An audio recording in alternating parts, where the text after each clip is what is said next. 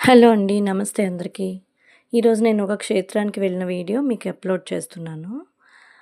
ఇది రాజమండ్రికి 30 కిలోమీటర్ల దూరంలో కోరుకొండ వెళ్ళే రోడ్‌లో గాద్రాడ అనే విలేజ్ వస్తుంది.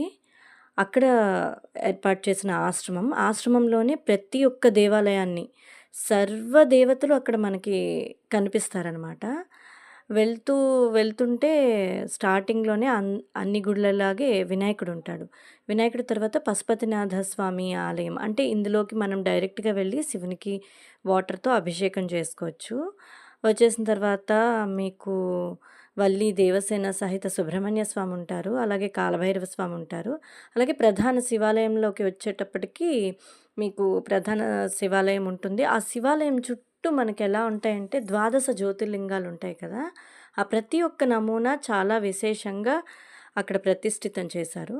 అలాగే అదన్నీ ఒక్కొక్కటి మనము చూసేసుకున్న తర్వాత నెక్స్ట్ ఇలా రాగానే మనకి లలితాదేవి ప్రధాన ఆలయం కనబడుతుంది. ఆ ప్రధాన లలితాదేవి ఆలయం చుట్టూతా ఏంటంటే 18 అష్టాదశ శక్తిపీఠాల యొక్క నమూనాల్ని ప్రతిష్ఠితం చేశారు. వీటిని కూడా మనం దర్శనం చేసుకోవచ్చు.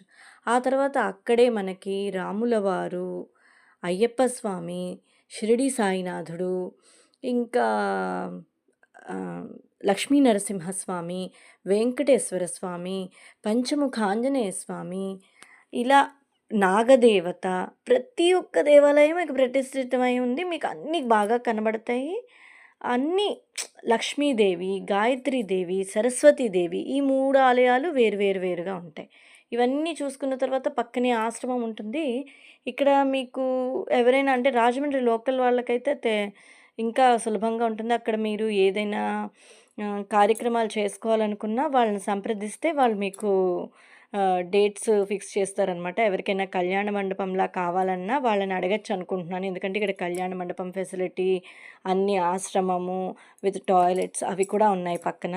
నెక్స్ట్ అలా వెళ్తే మీకు అర్ధనారీశ్వరుడిది పెద్ద విగ్రహం కనబడుతుంది. కొలను లాంటి దాంట్లో దాన్ని కూడా పెట్టారనమాట. అది కూడా చూడ్డానికి చాలా బావుంది.